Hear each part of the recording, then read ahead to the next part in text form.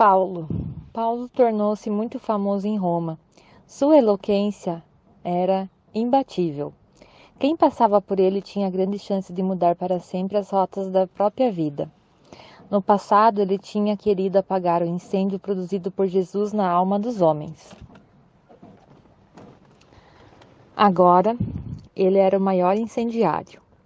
Usou toda a sua inteligência para divulgar a grandeza oculta no carpinteiro de Nazaré, para mostrar que Jesus tinha vencido o caos da cruz e que sua morte tornara-se uma janela para a eternidade. Paulo foi taxado de louco, tal como outrora ele chamava de loucos os que seguiam Jesus.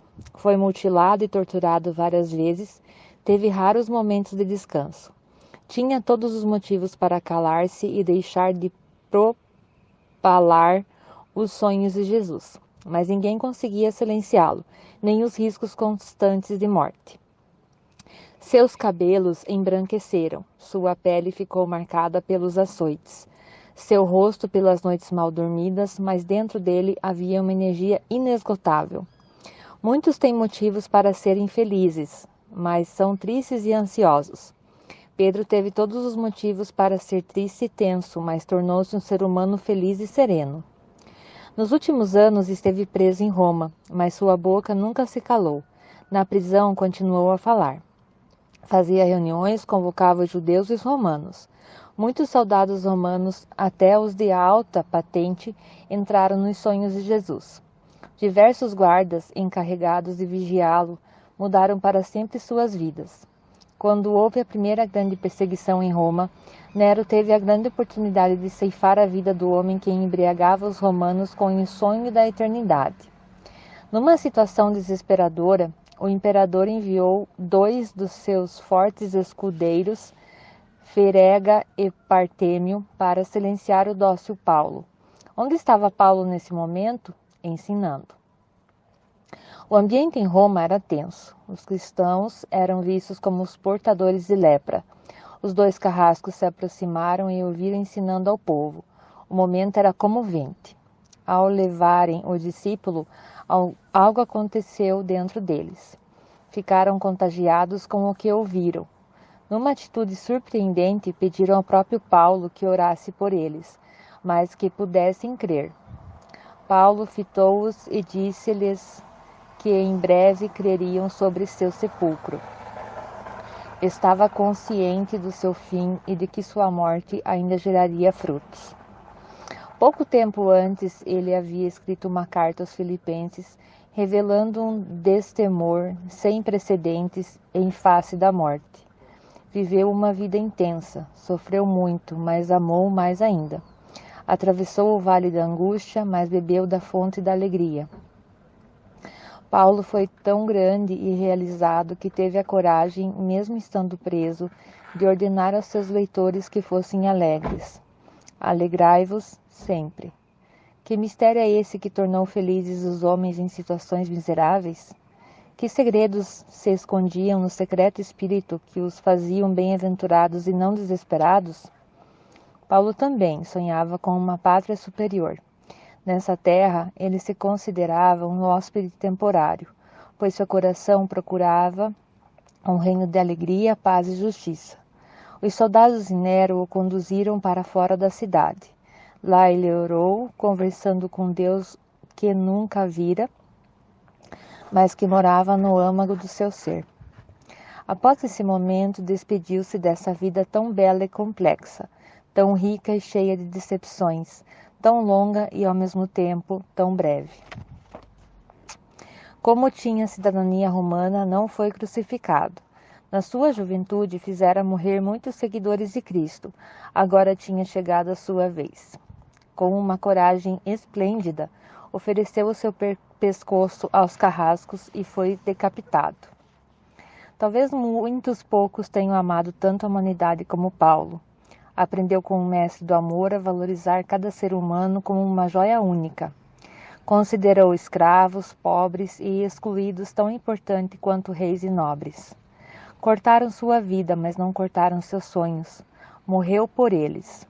O que Paulo escreveu sobre Jesus incendiou o mundo, A história jamais foi a mesma depois de suas belas, profundas e poéticas cartas. Pelo que vale a pena viver? Era de se esperar que as pessoas do século XXI fossem alegres, soltas, divertidas por causa da poderosa indústria do lazer que têm acesso. Mas ei que as pessoas se encontram estressadas, bloqueadas e tristes. Era de esperar que o acesso à tecnologia e aos bens materiais fizesse as pessoas disporem de mais tempo para si mesmos, mas raramente elas gastam tempo com aquilo que amam. Apesar de vivermos espremidos em sociedades populosas, a proximidade física não trouxe proximidade emocional. O diálogo está morrendo. A solidão virou rotina. As pessoas aprendem durante anos as regras da língua, mas não sabem falar de si mesmas. Os pais escondem as suas emoções dos seus filhos. Os filhos ocultam suas lágrimas dos pais. Os professores se escondem atrás dos giz ou dos computadores. Psiquiatras e psicólogos procuram resolver, sem sucesso, a solidão, pois ela não pode ser tratada entre as quatro paredes de um consultório. Os seguidores de Jesus não possuíam dinheiro, fama e proteção, mas tinham tudo o que todos os seres humanos sempre desejaram. Tinham alegria, paz interior, segurança, amigos, ânimo. Cada um deles viveu uma grande aventura. Tivemos grandes sonhos e coragem para correr riscos e transformá-los em realidade. Talvez jamais tenha existido na Terra pessoas tão realizadas, sociáveis e satisfeitas. Não tinham nada, mas possuíam tudo. Eram discriminadas, mas cercadas de inúmeros amigos. Em alguns momentos parecia que tinham perdido a esperança e a fé, mas cada manhã era um novo começo. Cada derrota, uma oportunidade para aprender, crescer e continuar no caminho.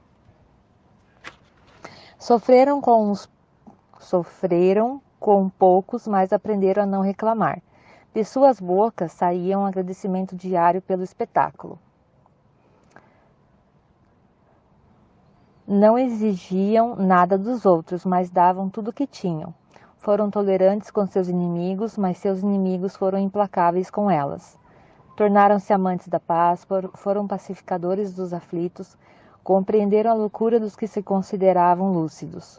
Foram felizes numa sociedade desumana. Na juventude, sofriam de inúmeros traumas, mas o vendedor de sonhos fez algo que deixa boquiaberta a ciência moderna. Ele as transformou no grupo humano mais inteligente e saudável.